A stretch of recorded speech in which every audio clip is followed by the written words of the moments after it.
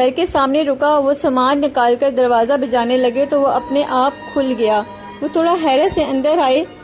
نمل بیٹا دروازہ کیوں کھلا چھوڑ رکھا ہے؟ وہ کرسی پر بیٹھ کر بولے۔ کوئی جواب نہیں موصول ہوا۔ انہوں نے پھر آواز لگائی، نمل بیٹا۔ جواب میں مکمل خاموشی تھی۔ وہ گھبرا کر اٹھے اور تیز تیز قدموں سے چلتے ہوئے کمرے میں داخل ہوئے تو اندر کا منظر دیکھ کر وہ وہیں دروازے پر گر گئے۔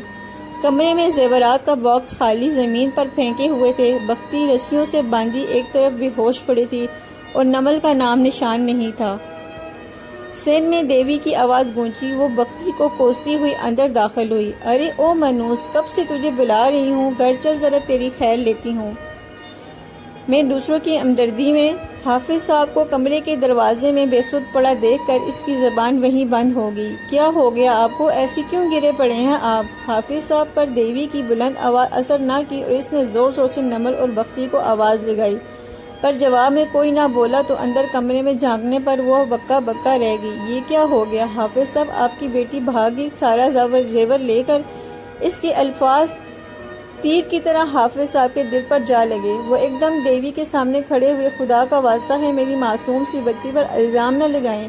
ان کے آنسو آنکھوں کے بند توڑ کے ان کے گالوں پر گرنے لگے۔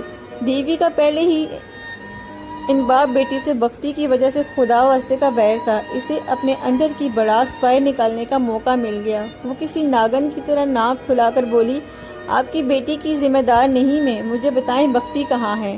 حافظ صاحب کی تو ہوش ہی گم تھے۔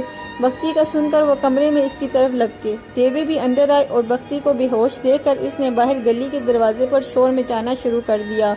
ارے لوگو جلدی آؤ، حافظ صاحب لٹ گئے۔ ارے ان کی بیٹی سب کچھ ساتھ میں میری بختی کو بھی مار دیا۔ ہائے لٹ گئی میں، برباد ہو گئی۔ وہ ماتھا پیٹ پیٹ کر چلانے لگی۔ حافظ صاحب بختی کو ہوش میں لانے لگے۔ دیوی کی شور شرابے سے پورا محلہ جمع کر لیا۔ سبھی محلے والے تیزی سے گھروں سے نکل کے نمل کے گھر پہنچ گئے۔ سب کی زبان پر ہزار سوال تھے، لیکن بختی کی ہوش میں آنے کا انتظار کر رہے تھے۔ بختی جیسے ہی ہوش میں آئی تو اس نے چلا چلا کر رونا شروع کر دیا۔ بابا نمل کہاں ہے؟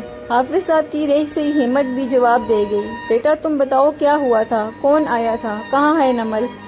بختی خوف سے کانپتی کانپتی سارا قصہ سنانے لگی، پھر بلند آواز سے روتے ہوئے بولی، بابا وہ مار دیں گے نمل کو، بچا لیں۔ بختی کے ساتھ ساتھ وہ خود بھی زارو قطار رونے لگے۔ کچھ لوگوں نے حوصلہ دیا، کچھ نے پولیس کا مشورہ دیا اور کچھ نے الفاظ میں